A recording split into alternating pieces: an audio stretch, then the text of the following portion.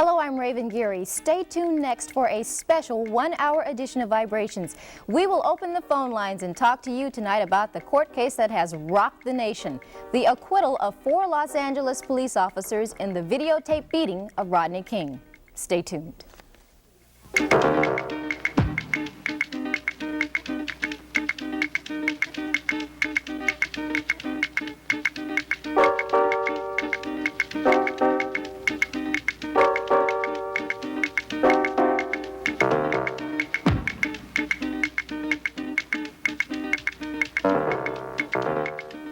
Raven Geary, and welcome to this special one-hour live edition of Vibrations. Tonight we are devoting our show to the dramatic turn of events in Los Angeles. Yesterday, 4 Los Angeles police officers were acquitted in the videotaped beating of Rodney King. The verdict has angered and bewildered minorities nationwide. This evening we will be taking your telephone calls at 487-3200. 487-3200. If you're outside the Tallahassee area, 1-800-322-WFSU. We would like to hear your calls and your opinions on this case. We will also open these phone lines tonight with our guests that you can talk to this evening, and I want to introduce them to you at this time. Tallahassee NAACP President Dr. Charles Evans, Tallahassee Police Officer Major Walter McNeil, Psychologist Ann Hollyfield, FSU Professor Dr. William Jones, and from Florida Public Radio, producer and my co-host this evening, Susan Gage, and welcome all of you this evening to Vibrations. Thank you. Dr. Jones, I want to start off with you. I guess the most obvious question, were you surprised? No, I was neither surprised by the verdict nor the response. Both are really quite predictable. I was on a similar program of here at the station, I think 2 years ago, and predicted at that time that there would be increased tension. Doesn't this also follow your model of oppression? You've talked about a certain model of oppression before. That's exactly what I'm saying. If you understand how oppression operates and how people are going to respond to it, it's very predictable. I constantly call people's attention to the analysis and the prediction that Frederick Douglass made years ago. He said, where justice is denied, where poverty is enforced, where ignorance prevails, and where any one group feels that society is an organized conspiracy to oppress it, and this is a punchline, neither persons nor property will ever be safe. Now note what he's saying. He is taking a situation where persons and property are not safe and identifying that as an effect. And he is saying the cause of that is oppression. And that's why it's predictable. If you have oppression, you're going to have a situation where persons and property are not going to be safe. When people who are oppressed begin to think of themselves in a certain way, recognize how the system is operating to oppress them, they're going to resist that. So if we want to get rid of this situation where persons and property are not safe, we've got to get rid of oppression. And would the verdict have been the same if Rodney King had been a white man? I don't think so. There's no doubt about it. I mean, the whole issue is about oppression and racism. It's institutionalized racism and oppression. And if Rodney King had been white, well, the verdict, it probably would have never even gone to court. You know, it would not have been significant at all. Dr. Hollifield, one of the things that I'm interested in is how this is going to affect African Americans, young African Americans, males in particular. I mean, how are they, I mean, now that we've seen this verdict and now that we've seen how basically we have officers getting off for a beating of a black man, I mean, how is that going to affect them? Candidly, I don't really see it being any different. This has been going on for centuries. I don't see anything that, you know, that has changed. It's the same thing that's happened, you know, we look at yesterday, we look at 10 years ago. So there's nothing new going on. I don't think that's going to change how kids feel about themselves, the Afro-American children. I think it's just reaffirmed to them that you're not important. Your life isn't important. What happens to you is insignificant. We don't care. We can kill you, we can beat you, we can rape you, and what happens? Nothing. If things will not change, but at the same time, it's going to open up some eyes. And we've been trying to send a message for a long time that this type of thing was forthcoming. and a large number of African Americans were somewhat complacent and probably did not believe it was going to happen. And I believe this will open up the eyes to say, yes, it is easy to happen, and probably and nearly guaranteed it will happen again. Major McNeil, there's been a question about the use of excessive force. Give us an idea, where do officers draw the line, or where should they draw the line? Well, Raven, let me say this. First of all, the Rodney King beating, without question, was beyond reasonable force. There's no question. You can speak to any knowledgeable law enforcement person, and he or she will tell you that that circumstance, the beating, the use of the tasers, all were beyond any reasonable idea of what a police officer should do. The measuring stick, as it is to use of force, basically is to use that amount of force which is necessary to stop your attacker. In this circumstance, it was clear that Rodney King was in no way attacking anyone.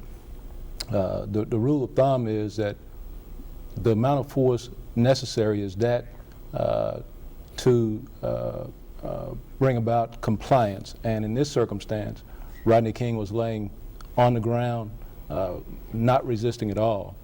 But the officer made the comment, he said, I was afraid if he got up, that if he got up, he would pose a threat to me and the other officers. And he also mentioned to the jury, he said, you have to think about all the volatile situations officers place themselves in every day when they put their lives on the line for their community, and you have to think about it from our angle. Did he or did he not have an argument?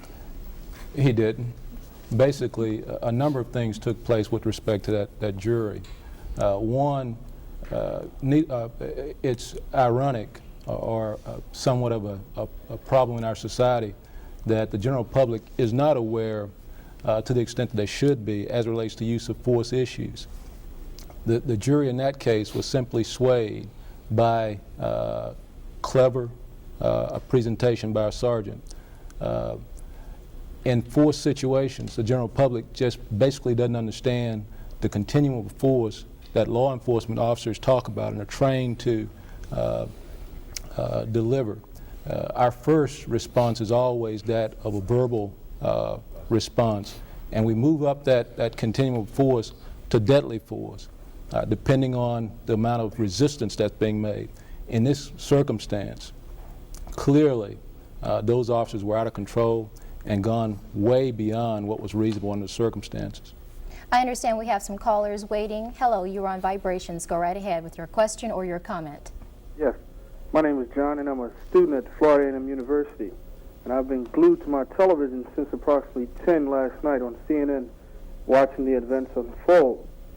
At first I was shocked, but it was really no shock to me because I just completed a course under Dr. Joseph Baldwin, and he has explained to me that there is no justice for the black man under this guise that we call white supremacy. The whole case really stinks to high heaven because it was moved to Simi Valley, which was a retirement community for the white police officers.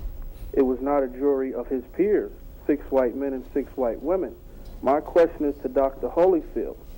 What can I do in conjunction with my elders to make sure that I make it out of the age group of 18 to 24, which I'm a member? Liz? Because I'm already a black man and I'm born a suspect. What can I do to make sure that I will make it to my next birthday? Well, I think first of all, we need to collectively be involved and make others aware of what is going on. Just by your calling, saying that you are concerned and you are aware and you're keeping on top of what's going on says that you are involved. I think we can continue to do this through our campuses, through our universities, through our churches. I mean, they're all avenues that we can address what's happening. I think we need to be much more aware of the internalized racism. I think we owe it to our community to make our children aware of what is happening, that this is something that is going to continue unless we put a stop to it, and we have to take a stand. Also, the caller brought up the fact that he's been watching this on television since 10 o'clock last night, and it has been nonstop today on CNN. What's that going to do? What type of effect will that have to have this broadcast and analyzed? What will that do? Well, I think it's important to look at why it's being done. We start off talking about whether or not I and others are surprised about this. It's clear that white Americans are very surprised about it, and I think we need to analyze that perception. Number one, I think they are surprised because their way of looking at the whole racial picture has been one that says that racism has been eliminated and eradicated, and therefore there's no basis for this kind of response. But if you look at it in terms of the fact that racism has not been eradicated, it has simply mutated and operates under a different form, then you would expect this kind of thing. The other point to me that's crucial is to, and I have been watching, I'm taping CNN now, the whole thing, is to look at the issue of the power to define, to label. Please note, the TV started off last night identifying this whole event as violence. Now, there are a number of different ways it could have been described, and the description of it as violence to me is a neo-racist description. Number one now. And I think we have video of that we can suppose show. you define it as counter-violence. Whole different thing. Note what happened when the United States got started. You know, we had things like the Boston Tea Party. That was what? Looting, so forth and so on. And that was never defined as what? As violence. White Americans actually wrote into the Constitution the legitimacy of using what I'm calling counter-violence when you're in a situation of oppression.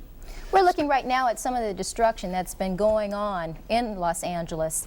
Dr. Evans, we heard from the president today, and the words he used were that it was a disgrace and that there should be more respect for people, for their property.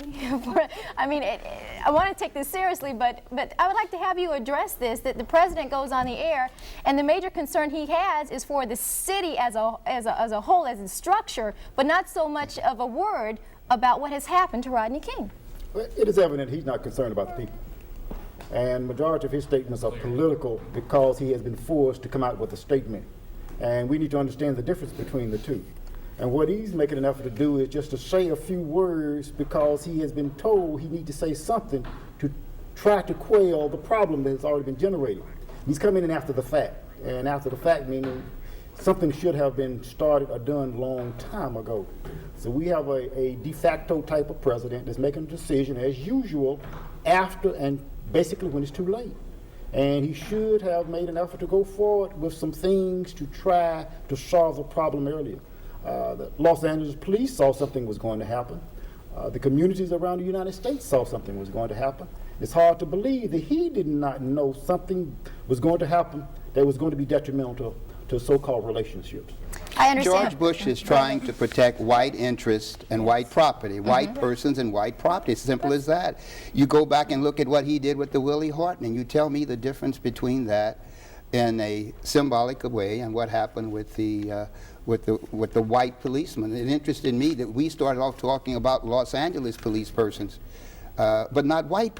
We cannot avoid this issue of color in here, and well, it's Oh, I agree with you so strongly. I mean, we talk about the president and what input he's had.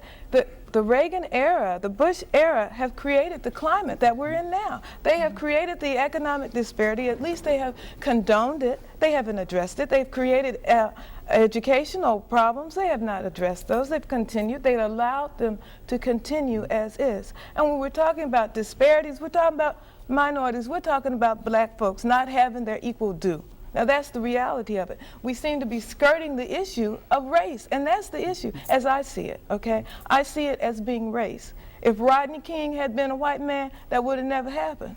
That's the reality of it, okay? If there had been black policemen doing that to a white man, what do you think we'd be doing?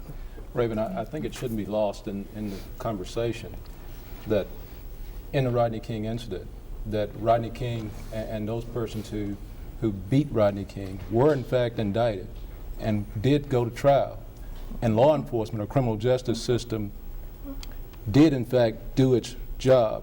I think we shouldn't lose the perspective on the fact that there were citizens. These were citizens of the community that decided, based on the information that they heard, that they would hand down a verdict of acquittal.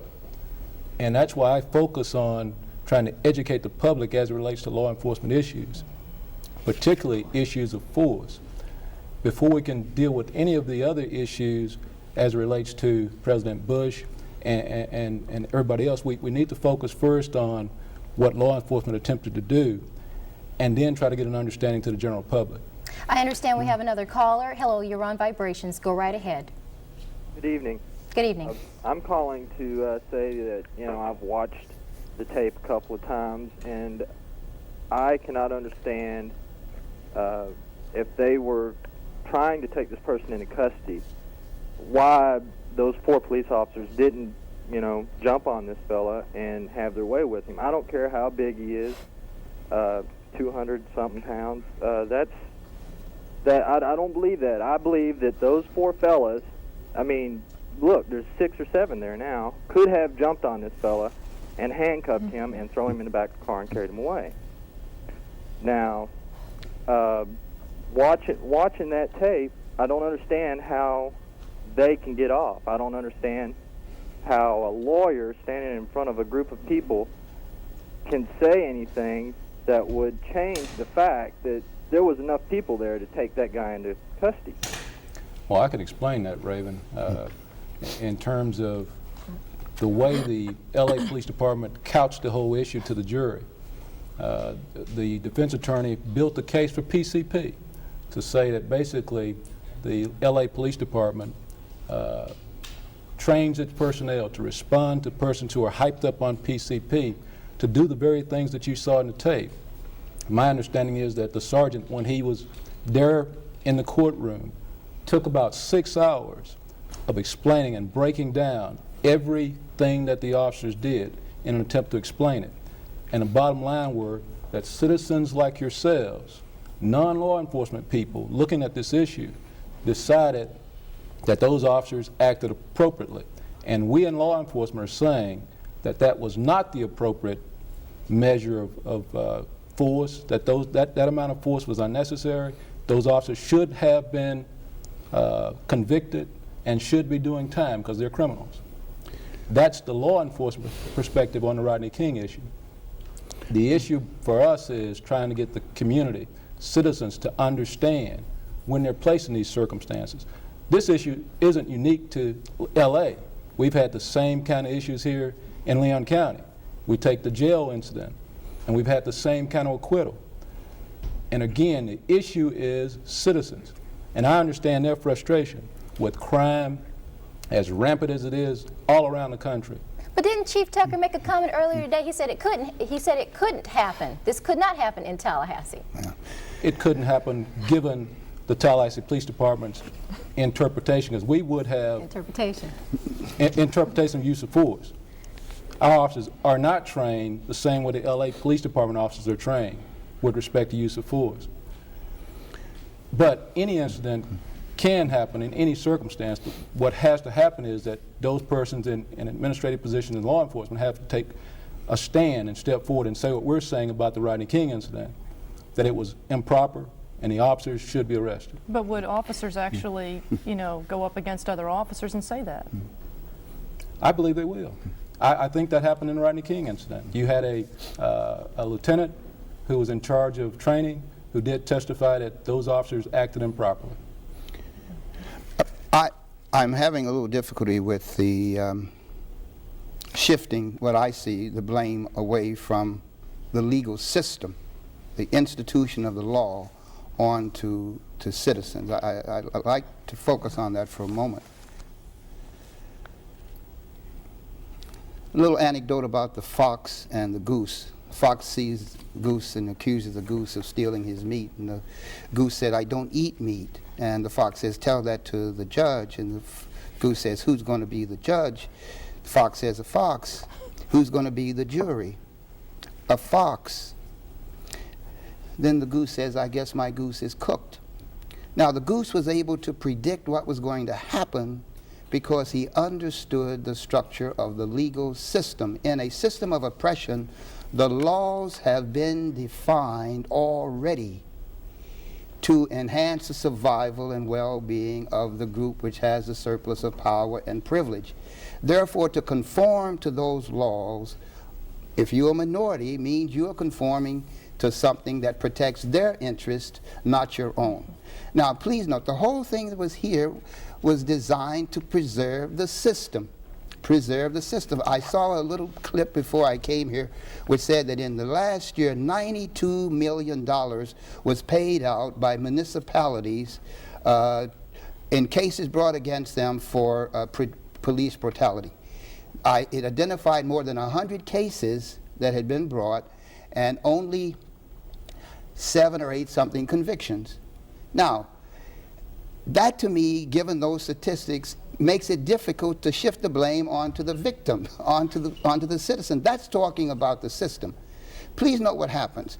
The system has this character, and then we say, well, the citizen should be able to go through and discern this kind of difference between good police persons and bad ones, proper use of force, and so forth.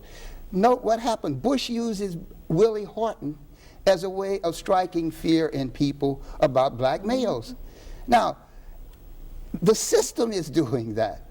What you're getting in response of the citizens is what you would expect when the system has been set up and defined that way. I'm told that we have the phones are backed up. Everybody would like to get in and have something to say about this issue tonight.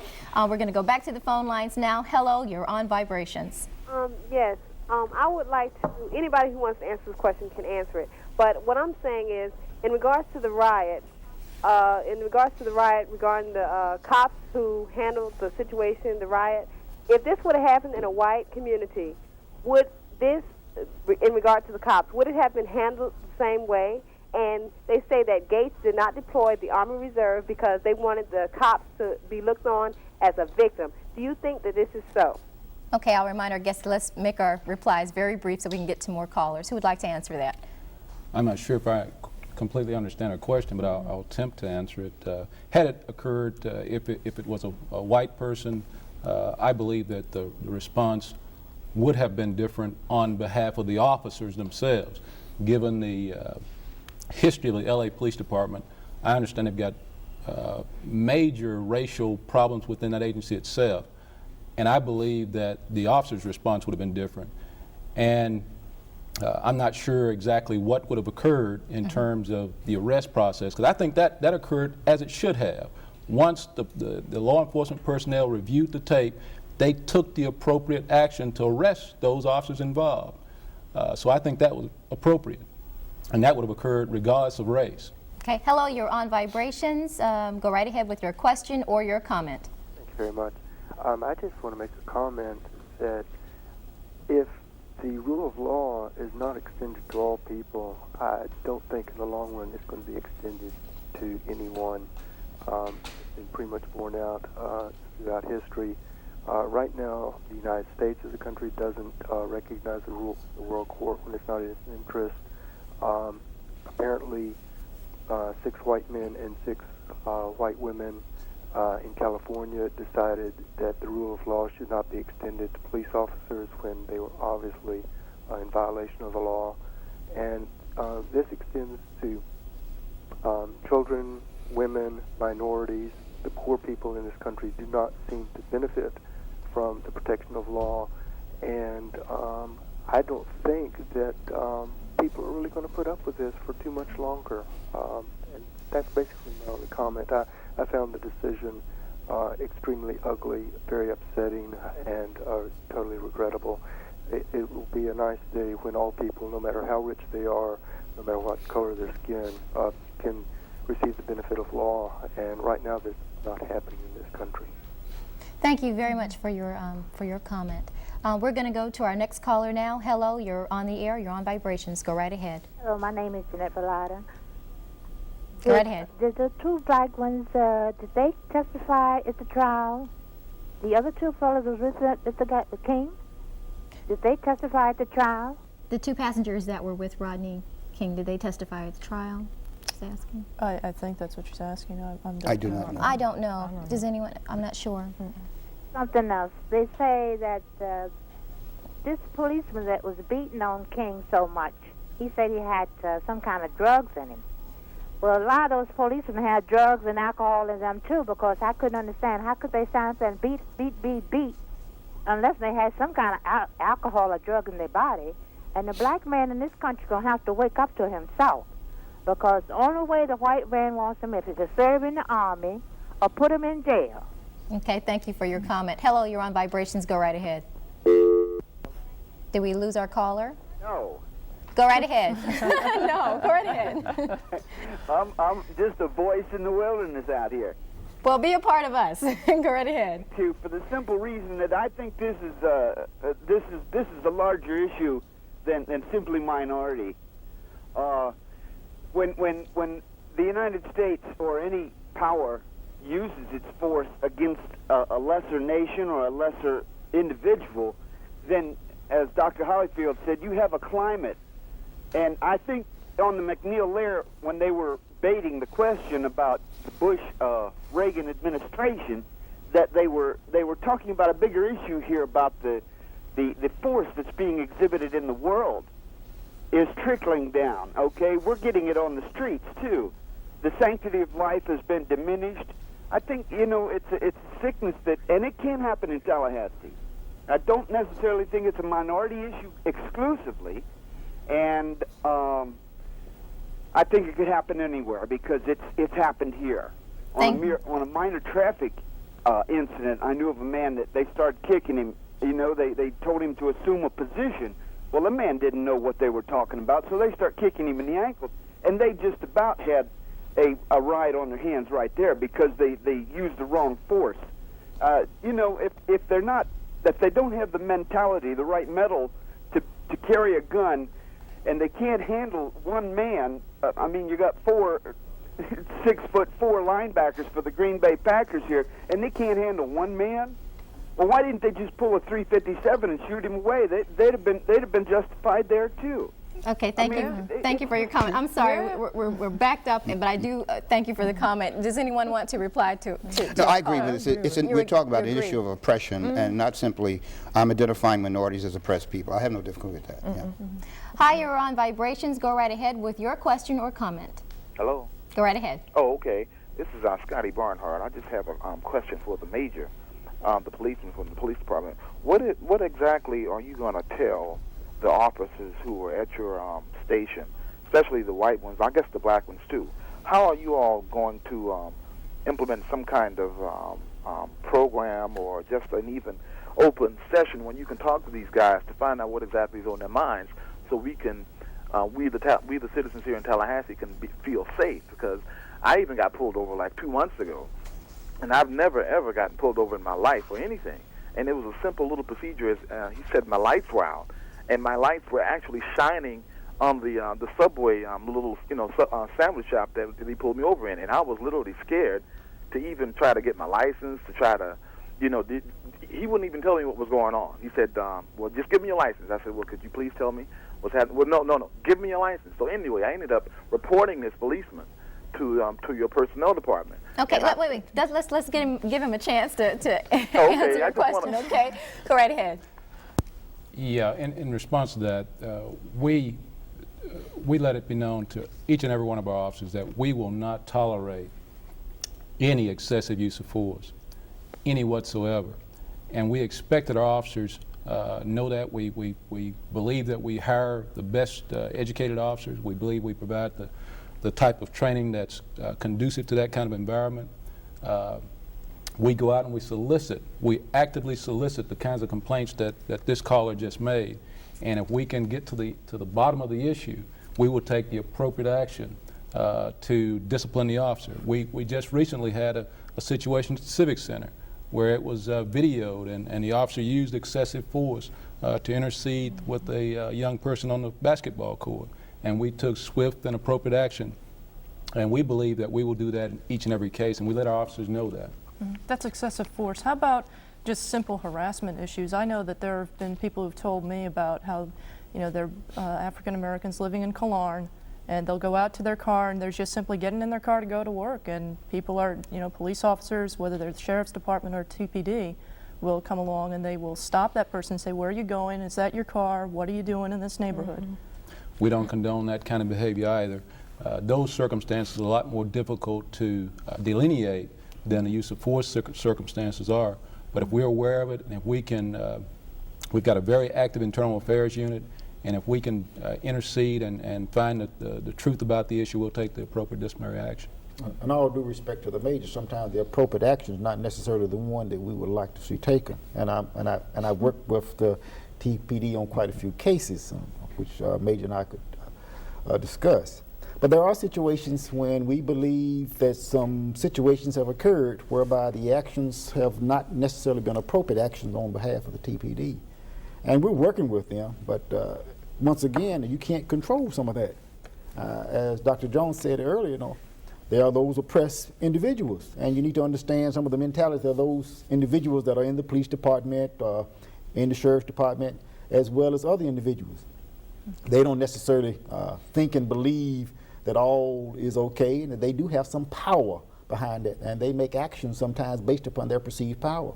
And it's not necessarily advantageous, and we get the law enforcement organizations sometimes to support them because nothing happens to them, as in this specific case. I understand we have another caller. Go right ahead, you're on vibrations.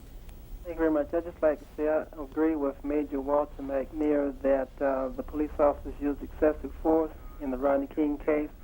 Any right-thinking Tallahasseans, as well as the millions of people all across this nation, know that the police officers were guilty in what they did to Mr. King. I think the jury used it as a race issue and found the police officers not guilty. And I would just hope in Washington, D.C. that when President Bush have the Justice Department to review that case, and after looking at that tape, that he would see, too, that the police officers were wrong and bring federal indictments against those officers because they were wrong. And I think also, too, that President Bush should have made a comment on the case before he talked about the violence that was happening as a result of it. Liz? The caller makes some very good points there. That's one thing about the Rodney King case that's sort of escaping everyone at this point, in my mind. The issue isn't over. There's still the federal civil violations that did take place. And I believe that the federal government will do the right thing and step in and take the appropriate action against these officers. It should have been taken from a criminal standpoint, but failing that, we have to try and allow our system to work. Otherwise, to do otherwise speaks to anarchy. I mean, if we're going to just throw our system away and say, let's go in the street and do the kind of things that the people in LA have resorted to, speaks of anarchy. And as a law enforcement person, I can't condone that kind of behavior. And just as a person, generally, I can't condone that kind of behavior. Your comment? I smiled when the Major said anarchy. And I won't say that I condone the violence, but if you look at the history of the United States, the only time you get response is when you raise hell, okay? If they hadn't done anything in LA, if, the verdict had just been, okay, they're not guilty and people had just kind of gone on their merry way, we wouldn't be addressing this. The only reason that people are looking at it is because they're raising hell out there. Because, hey, they're rioting and they're burning. I'm not saying that's the way to go, but it's certainly getting attention. And that you've got to do something to get the attention. And if they weren't raising the hell, then we wouldn't have it. I also would like to say that I do think the issue is larger than just, what happened to Rodney King. I mean, we again are talking about internalized racism, we're talking about sexism, we're talking about oppression. And I think that we aren't looking at that. We're focusing in on, this happened to Rodney, and yes, this is just a vehicle, or it's just a little splinter that just kind of got us all responding to it. But when it dies down, the conditions still remain there. It still is an issue, as I see it, as racism. I see it as oppression. I see it as people who are not in control, who do not have any power. Okay, being abused and misused and disrespected. Hello, you're on vibrations, and I will remind our callers tonight to please keep your comments and questions brief. Go right ahead. I just want to make a comment about the incident with Rodney King concerning the Deer Lake Elementary School incident. Everybody says, of course it was a travesty what happened, but it's happening right here. how many thousands of miles away. Kids are getting beat up in an elementary school because of what happened there. If these policemen were justified in what they did, then how do you explain to kids that it's not right? Dr. Evans, I'm coming your way. Well, as a good example, my daughter came home from Leon High School today, and a very similar incident occurred. And the incident occurred when a white student made an effort to say that what happened was okay. And a black student picked up a stick and hit him side the head. And what has happened, of course, is that they are beginning to follow suit. I do not condone by any means what has happened, but the same as Dr. Hollifield has said, now, with an oppressed individual, they are releasing a large amount of tension. And they have found a time and a place to do it, given this little spark. This spark is going to generate a big fire. And now the system is going to have to deal with this big fire. I understand we have another caller. You're on vibrations. Go right ahead, please. Yes, my comment is about this all-white jury, this racist jury. I mean, I've been watching CNN all day, and one juror, she says that Rodney King got exactly what he should have gotten. He got what was coming to him. And I know I'm not the only one that's seen this. 12 jurors watched this videotape over and over again. I've seen Mr. King laying on the ground, trying to put his hand behind his back. He wasn't moving at all when he was kicked in the head by another officer, and the beating started again. That wasn't necessary at all. You wanted to make a comment. I think we still need to get back to the issue, this larger issue of oppression and how it is being expressed, not only in the beating of Rodney King, but the response to that beating and the response to that response. Note what happened in Milwaukee when the, I forget his name, killed and cannibalized. The Jeffrey Dahmer. The Dahmer case. Okay, please note what happened. The first thing that happened was an effort to quarantine the system, to say that the system was not responsible for this, that this was an aberration, this was something abnormal. And we're getting the same thing here. We're getting information put to us that says that what those police persons did was an aberration. It is not the normal functioning of the system. I want to say it is the normal functioning of the system. I want to suggest too, and I don't mind, and I want to play the devil's advocate for a moment and defend what people here are calling violence. I want to defend it. I want to defend it. I ask my class all the time, look, and it is not anarchy. I ask her, I said, I'm going to give you this. I want you to pick out any crime you want, any crime, and then tell me how you can reduce that category of crime 99% overnight. And they look very amazed because they're not sure how to do it. And it's a very simple answer. All you do is look at what crime is. Crime is simply a human activity. That's all it is. It's some human activity that somebody who has some power and authority and privilege has picked out. They've picked out a human activity. They've put two labels on it. One is something negative and bad, and then they put a second label on it. It's illegal. And then they put penalties and so forth if you do it. So if you want to get rid of a crime, all you do is what? Change the law. Redefine it. Right. Now, so that's what I'm saying. What the people are doing now in protesting, and they're protesting a form of oppression. Now, if you're protesting oppression, that's my point. When the radio announcers defined this as violence last night, that meant that they were not defining what took place as oppression. Because if you see it as oppression, then what the people are doing today is counter-violence relative to the oppression that's built into the system, and therefore it's a form of self-defense. It is legitimate. The point being that black people's life, survival, and well-being will not be enhanced until this system is identified for what it is and changed. That's what they're trying to do. I don't have any problem condoning that. Okay, we're going to go back to the phones now. Hello, you're on vibrations. Go right ahead with your question or your comment. Hi, it's good to hear the overall topic of oppression being addressed, because this obviously is not just an issue of one crime happening one place. And it's so refreshing to hear like I said, the overall topic being addressed, because I think the longer that the subject of oppression can stay at the forefront, the closer we are to not solving the problem. That's going to take a long, long time, but at least we're on the right road. Thank you for your comment.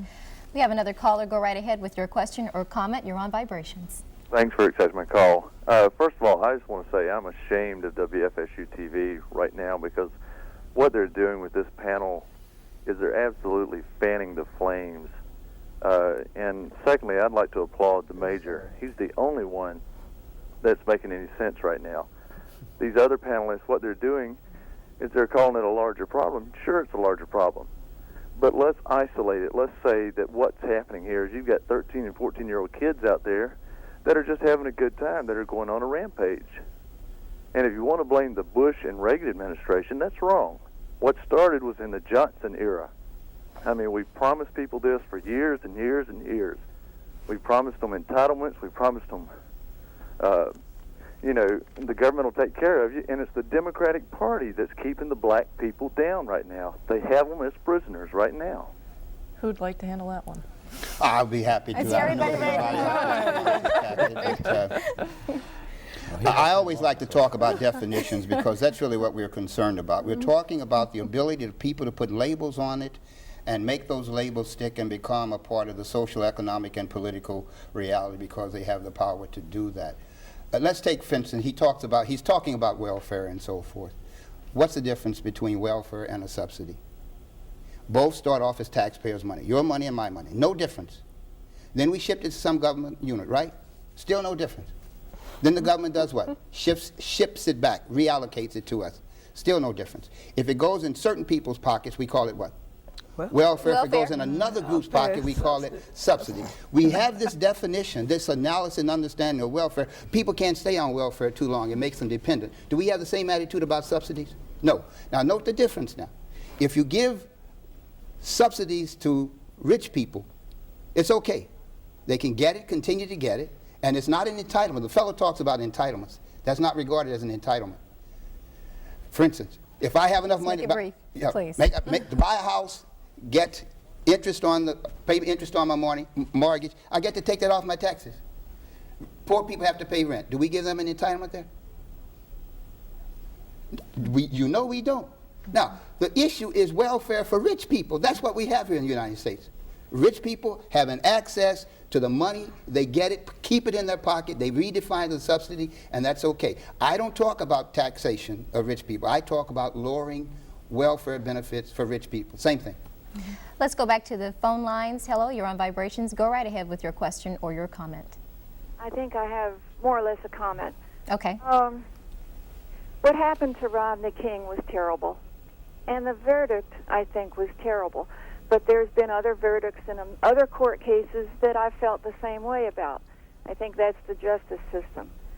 I don't think police bashing is the answer. Frankly, I wouldn't have their job for anything. And I don't think that inciting people to, feel in a violent way or to be defiant is the answer. I've heard a lot of comments about racism, and I've never thought I was racist, but I think I'm confused because I don't hear any answers. I don't hear suggestions. I just hear condemnations and criticism. And I don't think we need that. I think we need answers, and I think we need, help. I don't think we need insight to more violence. And that's it. That's my comment. Thank you very much. You're welcome. Hello, you're on Vibrations. Go right ahead with your question. Yes, I think your sheriff department needs to be more, need more chastising, because I've seen them do violent acts also, some of the sheriff's department. Thank you for your comment. We'll go to our next caller now. Hello, you're on Vibrations. Yes, my comment relates somewhat to what Dr. Jones had to say, and also I'd like to pose this scenario directly to Major McNeil. One of the elements of defense that the officers used was that they feared their safety. Do you feel that black males will have a valid defense when they start shooting police when they are stopped on the street because they fear their safety? In response to your question, I guess it was a rhetorical question, somewhat sarcastic. No, I don't believe that the scenario presented by those officers saying that they feared for their life was sufficient to justify the actions that they took. But at the same time, we have to focus on the issues and try to come up with some answers to the problems. And as I said at the outset, I believe a better understanding, a better accountability, not only for law enforcement executives, but as Dr. Jones talked about, from my perspective of what I hear him saying, speaks more of accountability for those persons that we elect to positions to make change. When Dr. Jones talks about violence and condoning that, I say that I can't, in all honesty, condone it. When you look at the history of the black man in America, the most gains that we've made happen to have come at a time when Martin Luther King espoused to peaceful demonstration, not violence. And if that's the message that we're sending to our young people, that to go in the streets and to do the kind of burning and those kind of things that's taking place in LA, I cannot, in all honesty, agree with. We're going to go back to the phone lines. Hello, you're on Vibrations. Go right ahead with your question or your comment. Yeah, hi. I just like to point out the fact that a lot of people, especially white people, just don't realize that racism still exists and it still needs to be addressed the same way that sexism still exists and needs to be addressed. And, well, people just need to wake up and face the facts and deal with the whole issue of oppression.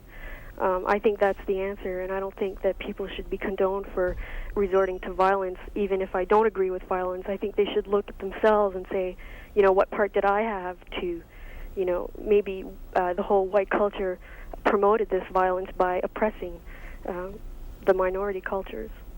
Thank you for your comment. We're going to go to our next caller now. Hello, you're on Vibrations.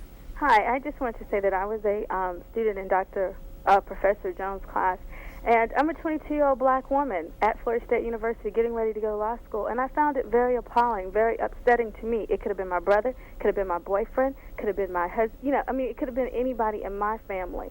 And the other thing that I want to address is I was watching CNN last night also, and they were saying the black community, but yet I saw a lot of white Americans who were rioting, or, you know, whatever term you would like to use, who also felt that the verdict was very unfair. And it lessens my faith in our public system. I mean, I would like to be one of those people who use the system to make sure we have a fair trial, etc.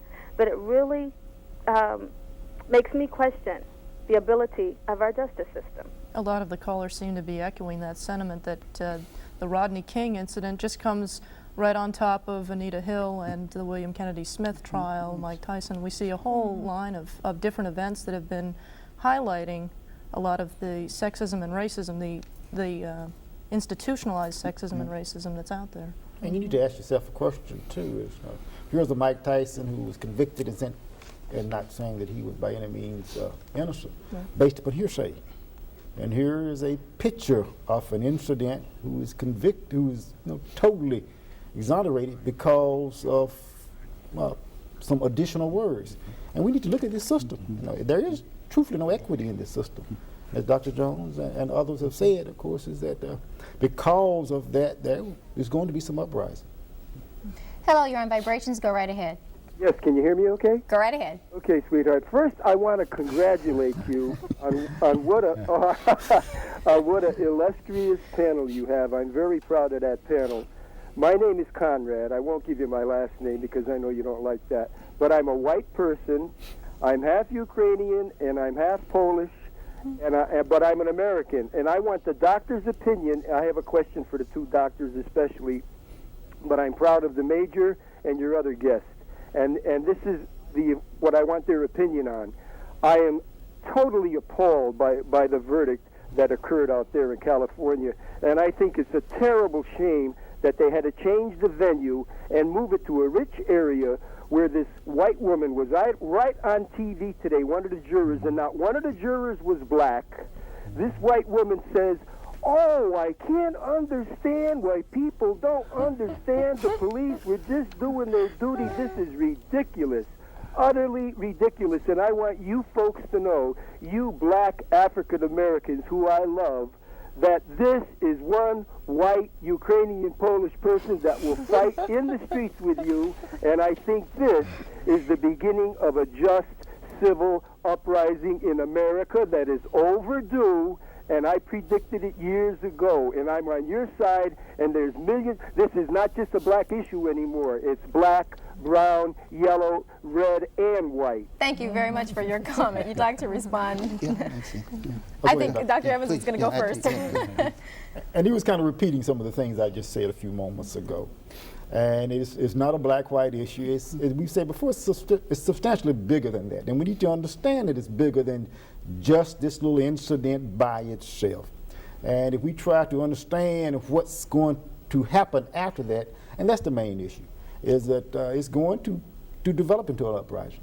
Dr. Jones, very briefly. I'd just like to go on record and say that I argue and condone counter-violence.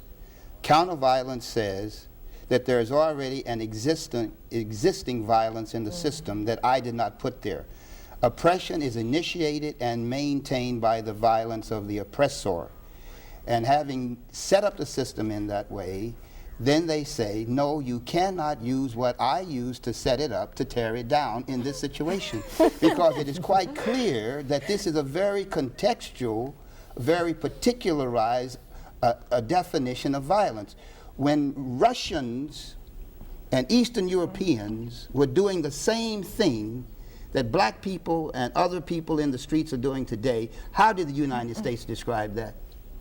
What label did they put on it? They didn't call it violence, did it? Bush didn't come out on the television and say, look, you shouldn't be doing that. He did what? He praised it, because it was helping to tear down a system that he disagreed with. What he is concerned about is the fear that what's going to happen is to tear down the system that he wants to defend here. Liz. That's the neo-racism. Oh, I strongly support what Dr. Jones is saying. I don't think I can really add anything. I think I've said it several times. The issue is larger than just a Rodney King thing. It's oppression. And we have to look at that. We have to address that. Someone mentioned that we aren't making any suggestions as to what to do about that. Okay, how do we control oppression? Well, first of all, we got to make people aware of what oppression is, because we got a lot of people living in oppression and they don't know they're being oppressed. They think, oh well, it's just a racial thing. So first, we have to educate them, and they have to become aware of what oppression is and what their status in society is. I want to give just a moment of attention to our schedule here at WFSU-TV. Many of you will be looking for Florida Crossroads. We are backed up with calls, and we want to take as many as we can tonight. We will extend this program until 8:30. At 8:30, those of you who are waiting to see Florida Crossroads will be able to see that program. We're going to go back to our phone lines now. Hello, you're on Vibrations. Yeah, most people keep talking. My name's Michael, by the way. Go right ahead, Michael. And most people keep talking about how the system is failing, and this is the system that we have. And I was appalled by the verdict. I saw the film and everything I read in the newspapers and saw in all the news programs. I don't see how anybody could say those policemen were fearing for their lives. They were bent over him half the time, beating on him, and if they were scared of him, they probably would have been standing back. But our system is that you're tried by a jury of your peers. And first off, Rodney King was not on trial here. It was the officers. And they did try the officers with a jury of their peers. And that may be one of the inherent problems in our system. Maybe, they're all from that community, which is predominantly white, and they support demographically those police officers. Maybe we shouldn't have a system that tries by a jury of your peers, but by more of a cross-section of people that are more representative of our communities. Dr. Evans, there was a comment that was made earlier today on CNN that I watched, and someone said something to the effect that, yes, the police officers got a jury of their peers. Rodney King didn't get any kind of response from his peers that helped in this particular situation? Well, it's evident. Even the whole idea of the system, when they moved it, was planned prior to ensure that things were going to work out the way they wanted to. If they had wanted justice to occur, then therefore they would have set it up in an equitable fashion. So therefore they did not want it to happen, as Dr. Jones had said earlier, and so therefore it was planned, and they knew what the verdict was going to be because they had set it up nicely. Yeah. So it would have been a different verdict if we had actually kept it in the downtown Los Angeles area? Well, I won't say there had been a different verdict, but there was a possibility that it could have been different if there had been some additional individuals that were more representative in that jury. Hello, you're on Vibrations. Go right ahead with your question or your comment. Yes, I'd like to make a few comments and observations. Very briefly, please. I don't see the case as being a case between the police officers and Rodney King so much as it being justice. Justice was not served in this particular case. It doesn't make any difference if the man had been white, the officers had been black, vice versa, the way it was, but we're talking about justice. And that's all we as black Americans, white Americans, Native Americans want in this country, is justice. And where can you get justice if your court system doesn't give it to you, or your court system finds a way to get around, skirt the issue of what actually took place? No right-thinking American in this country could look at that incident and say that those people used the necessary force. I've been sitting here since 4:10 this afternoon. I hadn't moved from my television set. And I looked at this thing and I saw these two attorneys break this trial down, or that beating down. They never gave this man an opportunity to submit. They enjoyed what they were doing. And so the bottom line is justice was not served. It couldn't be served. It won't be served. Thank you for your comment. Hello, you're on Vibrations. Go right ahead with your question. Yes, I'd like to say that, first of all, I believe that the Rodney King videotape I watched, I also saw the verdict given, and I did not agree with it. I don't think it was right. I don't think that what happened was right to happen. Also, though, I would like to just make a comment, though, that it's very sad, though, to watch the television this afternoon and watch people's stores being looted, watch the riotings, and also watching two white people, and of course I'm white, but I'm also saying that it was sad. It would have been sad to me just the same way that I felt when Rodney King was beaten, that it was sad to watch that happen, to watch people that, just like Rodney King, who, through no fault of their own, you know, they were totally beaten. They were knocked down, beaten, one man was shot. I just really think that it's sad to see that happen to any color, and that's what saddens me. I don't think anybody, myself or you or anyone else, takes any pleasure out of watching something like that happen, and I hope, I don't know if it'll come in my lifetime, but I really hope that the day will come when black, white, every color will be able to try and live in harmony, will try to be able to get along and try to make some sense out of the useless, senseless beatings of Rodney King, out of these nameless people that have been beaten in Los Angeles, and just maybe be able to work together. As I said, I don't know if it'll ever happen, but I hope it will. Thank you. Thank you. Hello, you're on Vibrations. Go right ahead with your question or comment. Hello. Go right ahead. Yes, I wanted to make a comment if I could. My name is John, and out here also in the wilderness, and I wanted to express a little bit of concern with the tone I'm hearing from the panel that minorities are outraged, and the discussion centering mainly on oppression of a race. And I feel from everyone I've talked to throughout the day that the justice system failed all Americans today. It failed black and white, and I have not spoken to one black or white today who was not outraged at the injustice in Los Angeles. And I fear that this type of racial posturing following an incident like this is not what we need in our community at this point in time. I think we need blacks and whites standing shoulder to shoulder fighting this type of injustice, as opposed to face-to-face. And I recall following the Florida State FAMU basketball incident this year, immediately following that game back in the press conference, I commented to Henry Howell, a local attorney, that this certainly was setting back relations in the community, and certainly between FSU and FAMU. And I thought Henry Howell made a very cogent remark at that time when he said that sometime it takes an incident like this to make progress speed itself along. And I think this is the time really not to be pointing fingers at blacks or whites, but truly to be standing shoulder to shoulder and saying, you know, let's do something about the system, let's get it straightened out, let's take this community forward, let's don't divide it more. Basically, that's an opinion, my thoughts. I'd like to know what your comments are. Would you like to make a comment? Oh, I applaud and agree with the caller's comments. It is a time to come together and try to work out these kind of issues.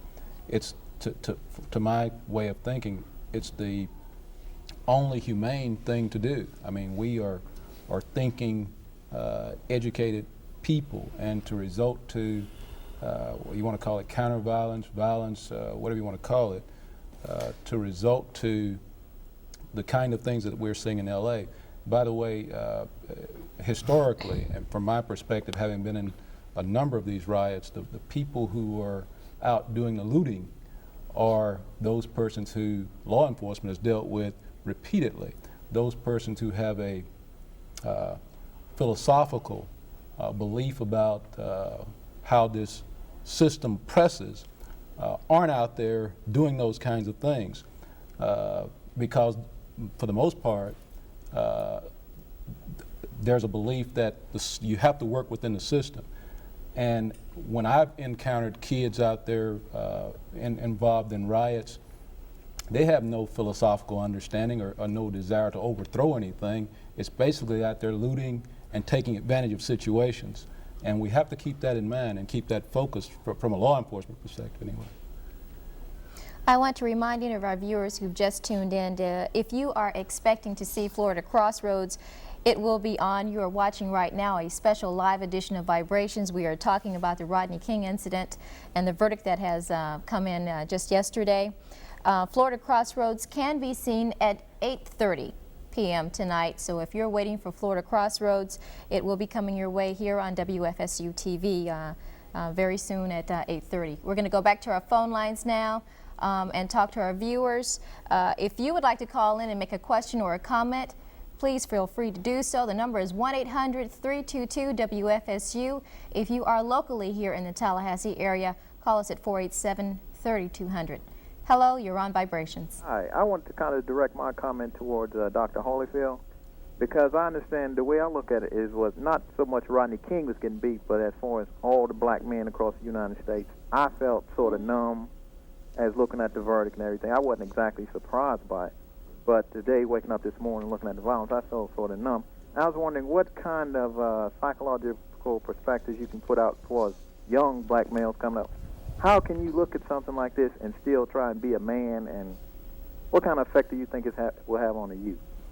Well, I think that it reaffirms just the part or the position that black males play in society, and that is that they are zero.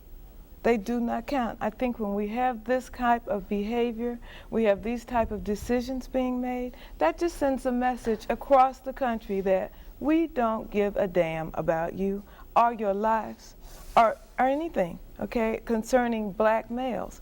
So I think, yeah, it makes it very difficult for black males to have a real positive attitude, to feel like they are valuable. We know self-esteem is very important in developing one's own sense of where they are, who they are, feeling good about themselves. They don't have any self-esteem. Their lives are not valued.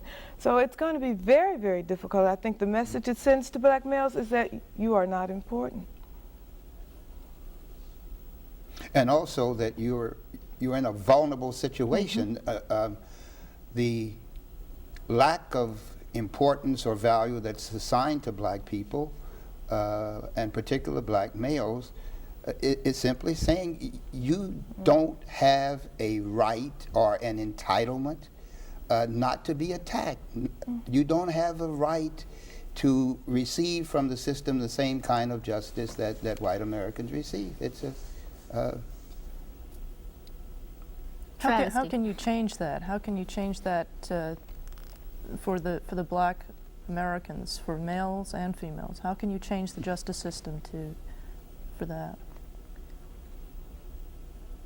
I think, I don't know so much that it would be directly changing the system, but you have to change the individual. Okay, you have to make them aware. I think that it's being done across the country. You look at the school systems. There's a system in St. Louis now where they have a system where they're dealing particularly with black males. They had that in Detroit. That was a big issue, and it's going up. It's been in Milwaukee. I think that is one of the ways that we are trying to address the position that black males have been put in society. First of all, they have to recognize and feel good about themselves. They have to feel like they have some value. And they don't have any value. I think it comes from home. It's got to come from the community. I mean, I don't see that there's any one pat recipe that I could say, do this, and it'll all be corrected. Psychologically, they'll be fine. They'll have jobs, education. It's not that simple. Again, I think from my perspective, one of the problems is that the people that are oppressed don't know they're oppressed, okay? And they think, oh, we're doing fine. You talk about living out in Killarn. Well, they done moved away. They live out in Killarn, and they ain't got to deal with that. We're doing fine. But they don't understand when it comes down, they're going to go just like the rest of them. I don't care where they live. Briefly, your comment. Well, first of all, what has to happen is that all of us have to understand and change the institutionalized racism. I mean, those are givens. There are social ills within our society that we have to come to grips with, and we have to work within the framework of what we have to bring about that change. And the first thing you do is accept it and acknowledge the fact that you've got a problem. And for the most part, in this country, we still will not accept the fact that we've got these problems to deal with. And once we accept them, we can all meet and start talking about how to resolve these issues. And both doctors make some very good points as it relates to those kind of issues. Very briefly, Dr. Jones. That's the point. White America has never acknowledged that the system is racist and oppressive. It just hasn't taken place. The response to this incident says that. We've heard a number of persons call in and say they have disagreed with the verdict and so forth. And that I agree. I know they're sincere in saying that. But I'm wondering how many of them voted for George Bush. Because I want you to understand, at least from as I see it, that voting for George Bush was part of the process and the causality that produced this. And if you are against what happened with respect to Rodney King, if that is an abomination, then go back and look at the causality of that. And what is not taking place is that white Americans are not recognizing their causality in this indirect institutionalized discrimination that you see in something like the Rodney King case. They have never accepted They it. might recognize it if we go burn their neighborhood. Well, no, they, I don't know. they would recognize a threat, but they would still not see that as a form of oppression. Right. No. But at least they might look at it. No, you a crazy nigga. That's what they say. Well, they're going to say that anyway. Let's go back to the phone lines. Hello, you're on Vibrations. Go right ahead. I think it's important that people remember that jury selection is very in-depth.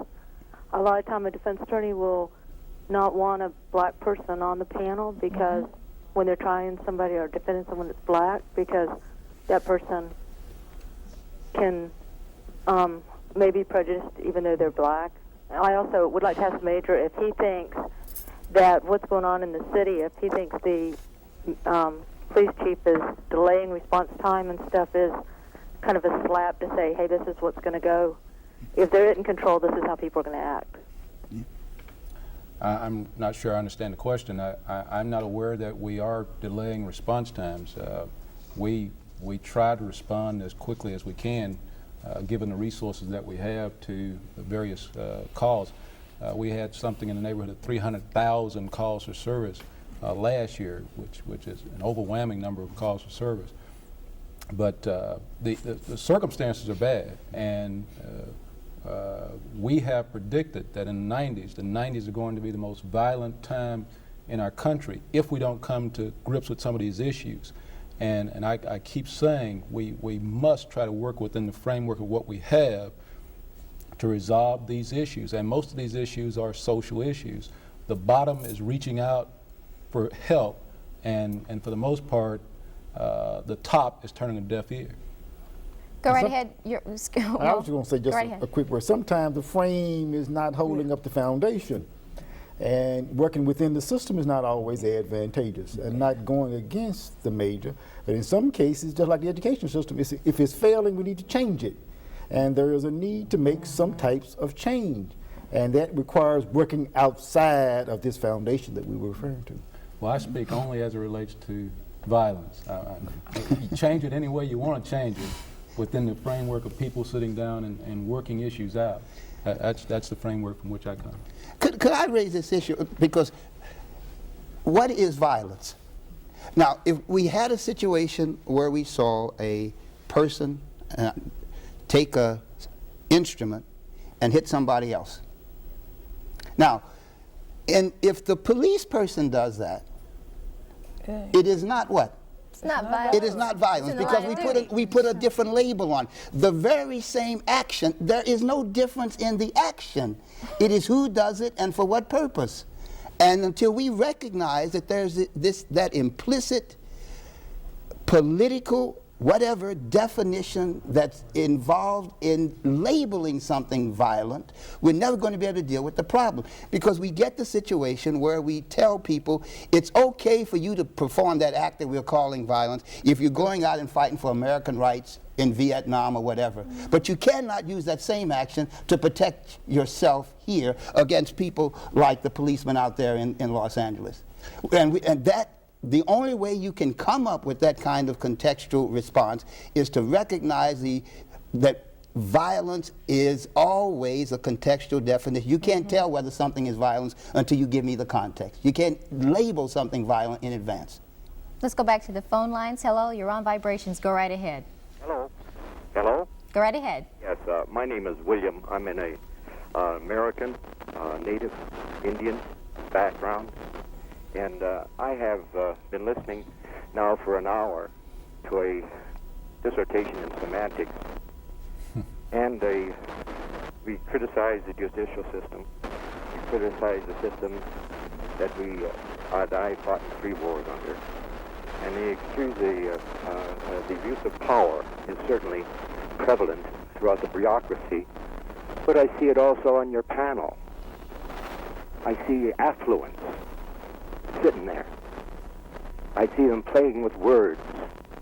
I haven't heard a concrete thing other than condoning violence. I fought to make a world free from violence. I don't think that Major McNeil has been condoning violence, or I don't think that that's what's happening. Not an answer. And to condone the abuse of power is certainly not it.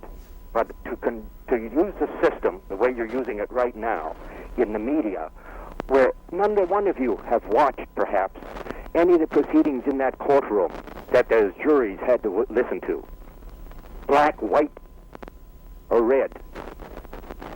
Yet you only had the media television piece that you saw.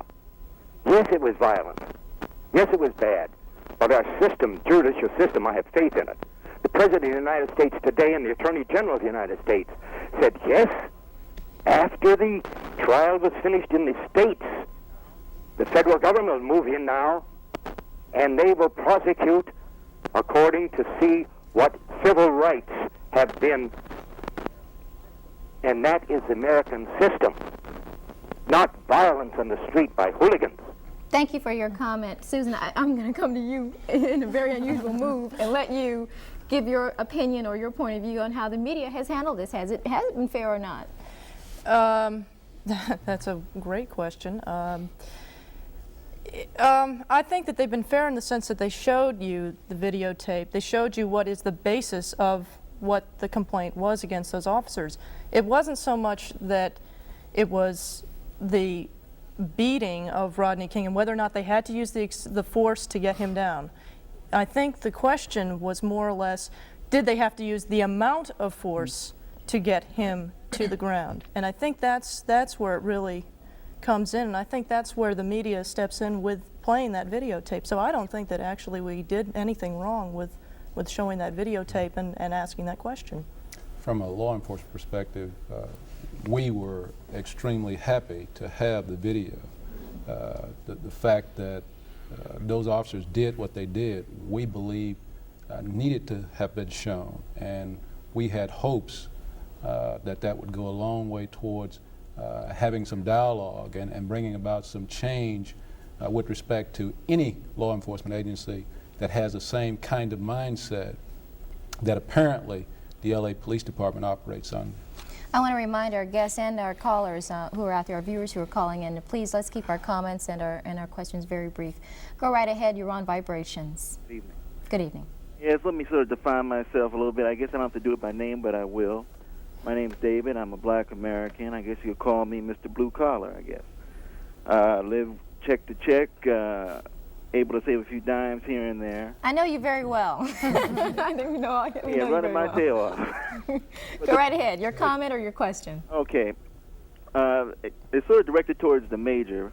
He makes me a little bit on making this sort of all a law enforcement issue.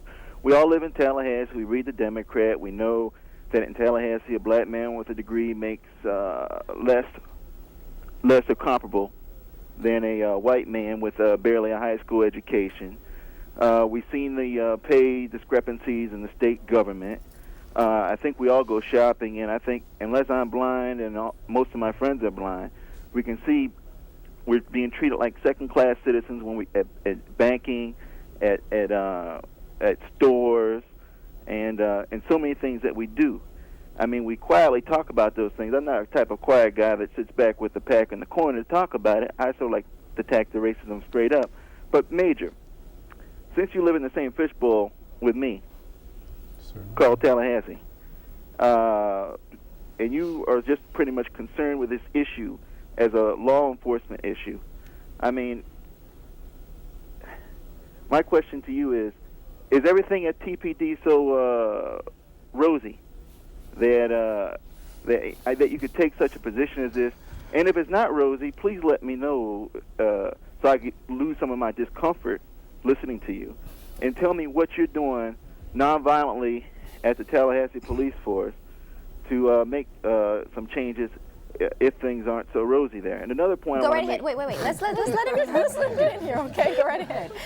Well, first of all, I think you've misunderstood my comments. I don't come from a strictly law enforcement perspective on this issue. I agree with everything the two doctors have said as it relates to this issue and how it impacts upon blacks in our country. I agree with all of that. The difference has been in terms of counter-violence or violence and those kind of definitions of exactly what's taking place in the streets of LA probably as we speak, and will probably escalate around the country. That's what I'm speaking to, and that's what I don't condone from a law enforcement perspective. No, the Tallahassee Police Department isn't above the same kind of things that occur in our general society. We are a snapshot, if you will, of Tallahassee. The same kind of racism that you may encounter on the streets of Tallahassee, you can encounter at the Tallahassee Police Department. What I will say to you is that there are people like myself in positions of authority within that organization who will step forward and try to deal with those issues and deal with them effectively. We don't always do that, and Dr. Evans is here to tell you that sometimes we make mistakes. We are human, and there are people in the organization that try and do make mistakes. As it relates to a black man in Tallahassee, I live too from check to check, and I'm not immune from any of the same injustices that you are. But what I have committed myself to, and you asked the question of what am I doing or what are we doing, I've committed myself to working within the system to bring about that kind of change, to look at elected officials, to look at people that run for law enforcement jobs, the sheriff. Those are issues that you need to be aware of and understand what kind of actions they're taking. Those people, the commissioners, the both city and county commissioners, what's their stance? Those are things that I'm keenly aware of, and when I get the chance to exercise my vote, I base that vote on what I believe their perspectives are. Good point. We're going to go back to the phones, please. Hello, you're on Vibrations. Go right ahead. Hi. It seems that oppression and racism breeds oppression, which contributes to violence, which contributes to more racism. It seems like a never-ending cycle. And I'm concerned, how many more generations are we going to pass this poison on? And how do we end this? It seems to be inherent almost in human character that we are racist or ethnocentric. My son was a victim of violence today at Deer Lake, and I attribute that directly to the Rodney King decision. He's been very literally hit in the face with racism today. And these kids, 6th, 7th, and 8th graders, have to go back to school tomorrow, angry, frightened, upset. I don't want my son to develop racist attitudes as a result of this. What do I say to him? What do we say to our children? What are we going to do tomorrow, this month, this week? What are you, members of the panel, going to do? What can we as Tallahassee do? Dr. Holifield? Well, I don't know. My first response to her is that, yes, racism does exist, and we're not going to wish it away. And it does breed oppression. If she says, I see oppression breeding racism, truthfully, now that's the way I see it, okay? And as far as the violence is concerned, I don't see that in it at all. As far as what does she do or what does she say to her son, I guess I'd turn that around and ask her, what does she say to her son? How does she explain this situation to him? What kind of comments do you make when you look at television and you see this going down, okay? You see these kinds of things happening. What kind of things do you say when you see a minority, whatever, be black, Latino, you see them standing on the corner saying they're looking for a job? You know, do you convey to your child that they're nothing, look at that, they have no jobs, you know, they're on welfare? So I have to turn her question around to her and ask her, you know, racism exists, and I'm sure that her son gets it just like everyone else does. And that incident is just a snapshot. Yeah. It's just a snapshot of what's been going on for years. So it's not as if it's all of a sudden something we've never seen before. Exactly. And what have you been telling your friends and your children in the past about these types of incidents? And if you've been telling them that all is okay, then therefore you will probably continue to tell them it's okay. And it's not okay. And therefore let us hope that she's trying to explain that it's not okay. Let's go back to our phone lines. Hello, you're on Vibrations. Hello, how are you? Fine, how are you? Go right ahead. I want to get something straight first, that I, first of all, think that it was appalling that this verdict was handed down, but in essence, I feel that the judicial system will come through for us. And number two, about the counter violence, I really cannot agree with that at all, because in one instance, I feel that I'm totally against this decision, but then again, people are advocating that they go out in the street like they are in Los Angeles, pulling people out of the cars and beating them to death. You have the Major McNeil on the panel, who is now in fear of his life because when he goes out there, he's going to be labeled as a white cop. Cops are now labeled white and black. You've got them, and as a psychologist, you have also just said, wait till we come to your town. Wait till we burn your town. I mean, when you declare racism as the aggregate decision of 12 people on a panel and spread them all over the United States, that it's a problem. It's a problem we must deal with. But with a decision of 12 people in some town where they had really no idea of what was going on. Let her address your point. Well, I think you have missed the point that we're not crying racism is the cause of it. We're crying oppression is the cause of it. And as far as the violence, historically, I said this previously, That's the only time we get some response. Look at what has happened. I mean, you look at the Islamic wars. I mean, you can go across the ocean, you can stay here in the States, you can go wherever you want to. But violence is what's going to bring, I don't know why, maybe because it draws attention, but when people start acting out, when they start ranting and raving, then we pay attention to it. We're here. I think the gentleman misses the point, if I understand him correctly, because what I hear him saying is that we have said that the 12 white jurors,